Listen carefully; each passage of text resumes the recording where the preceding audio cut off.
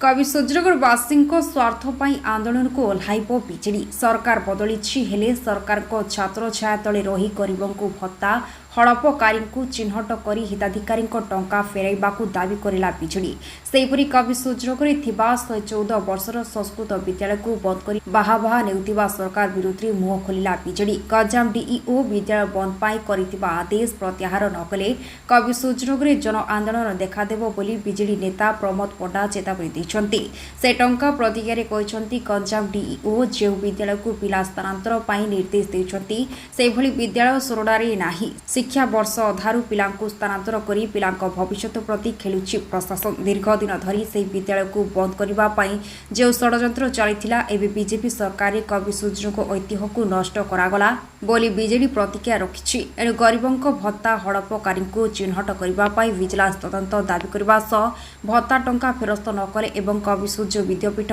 बंद आदेश 10 दिन मध्य प्रत्याहार नहेले सहरवासी स्वार्थ और पिलांक भविष्यत सुरक्षा पाई कवि सुजनगर बीजेडी बड़ धरण आंदोलन करने को बीजेडी नेता प्रमोद पंडा और नगर बीजेडी सभापति भगवान स्वाई चेतावनी दैछन्ति। Bureau report viral news. आमको जो अभियोग मिली जे कवि सूर्यनगर एनएसी रे गत 8 मास है बहुत लोकों भत्ता मिलनी जो बुढ़ा बुढ़ी माने एबे बहुत असुविधार अच्छा मु शुणा पाई जे जड़े ताईरु भत्ता धाई धाई तार जीवन चलीगला एवं जो भत्ता माने आसी किंतु से जाक लोक मानक मिल पारनी से भत्ता गला कुआड़े आउ भत्ता जदि कार आधार कार्ड लिंक होनी कि बैंक रो कौन सी असुविधा बैंक रे लिंक होनी बैंक पासबुक सहित कौन सी असुविधा अच्छी से काम कार से काम हूँ एनएसी रो एनएसी ताको संपादन करी से लोक को केंदी सुरखुर भत्ता मिलिबो से काम है एनएसी रो एनएसी कौन पाई से जाक करूनी कौन पाई लोक मान अवहेलित होउछथि भत्तारू बहुत लोक भत्तार अवहेलित होइछथि आमर दाबी रहिला बिजु जनता दल जे से समस्त को तुरंत भत्ता दिया जाऊ सेहीपरि आमर गोटे संस्कृत स्कूल थिला जोड़ा 114 वर्ष है एटारे स्कूल थिला सेठार बहुत पिला उपकृत होउथले किंतु आज से स्कूल टाक बंद करुच्ची बीजेपी सरकार मोदी सरकार कहूँ जे संस्कृत को आग को बढ़ाई कोटी कोटी टंका दौरान किंतु आम ओडिशा रे बीजेपी सरकार आसिला परे गोटे 114 वर्षर स्कूल को बंद कर दिया जाइछि एवं सेटारे एबे अधा पढ़ी पिला माने अधा पढ़ी तांको सोरडार गोटे स्कूल को मुक्तेश्वर विद्यापीठ को निया जाइछि जो मुक्तेश्वर विद्यापीठ मो नॉलेज रे आ मुझे पचरा पचरी कली जे सोरडारे मुक्तेश्वर विद्यापीठ बोली कौन सी स्कूल नाई सेटा गोटे भूत स्कूल जदि सेटारे स्कूल नथिबो ताले पिला मानकर कौन हेबो 3 वर्ष जो पिला माने पाठ पढ़ी अधा अधा से माने केउटे पाठ पढ़िबे कौ विद्यालय रे पाठ पढ़िबे आउ आम कवि सूर्यनगर वासी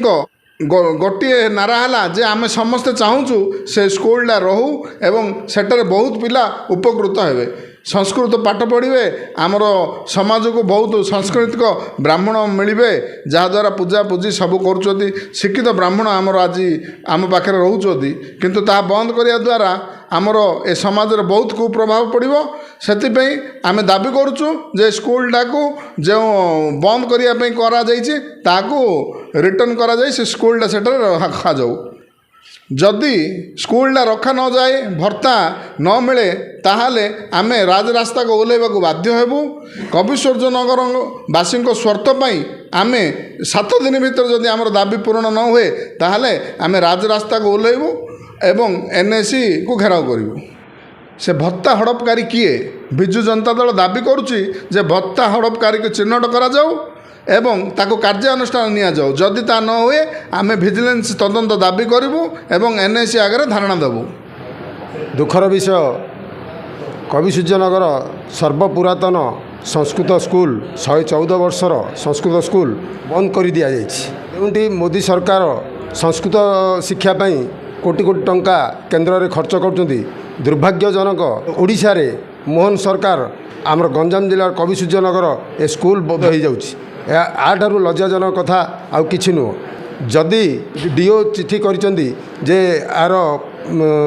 स्कूल बंद करने शह शह पिलांक ଭବିଷ୍ୟତକୁ ନେଇ ଯେଉଁ ଖେଳ ଖେଳୁଛନ୍ତି